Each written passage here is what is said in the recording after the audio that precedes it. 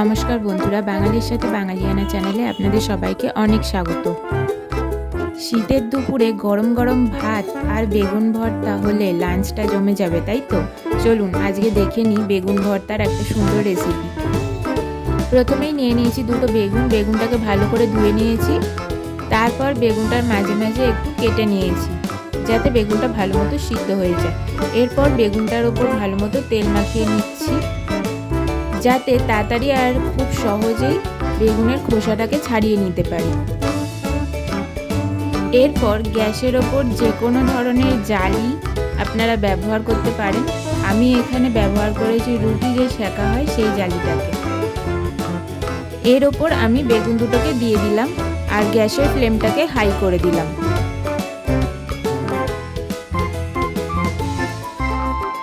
এরপর এর ওপর একটা ঢাকা দিয়ে দিলাম যাতে বেগুনটা তাড়াতাড়ি সিদ্ধ হয়ে যায়। কিছুক্ষণ পর ঢাকনাটা সরিয়ে নিলাম। এরপর বেগুনটা চারপাশটা ঘুরিয়ে ঘুরিয়ে ভালো মতো আগুনের মধ্যে দিয়ে দিচ্ছি যাতে এটা ভালো মতো চারদিক থেকে সিদ্ধ হয়ে যায়। ভিডিওটি যদি ভালো লাগে তাহলে প্লিজ ভিডিওটিকে লাইক আর শেয়ার করে দেবেন এবং চ্যানেলটিকে সাবস্ক্রাইব করে চ্যানেলের পাশে থাকবেন।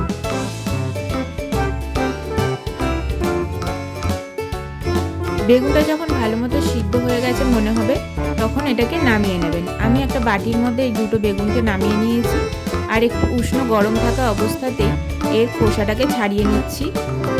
উষ্ণ গরম অবস্থায় খোসাটা ছাড়িয়ে নিলে খুব তাড়াতাড়ি আর খুব সহজেই খোসাটা ছেড়ে চলে আসবে। এরপর একটা বাটির মধ্যে নিয়ে নিয়েছি পেঁয়াজ কুচি, লঙ্কা কুচি, পরিমাণ মতো নুন আর একটুখানি সর্ষের তেল। সব কিছুকে ভালো মতো মেখে নিতে হবে। যতটা ভালো মাখবেন সেই অনুযায়ী স্বাদ বাড়বে। এইবার এই সব কিছুকে দিয়ে নিতে হবে বেগুনের মধ্যে। তারপর আবার সব কিছু বেগুনের সাথে ভালো মতো মেখে নিতে হবে। এইভাবেই খুব সহজেই হয়ে গেল একটা খুব সুন্দর রেসিপি, বেগুন ভর্তা।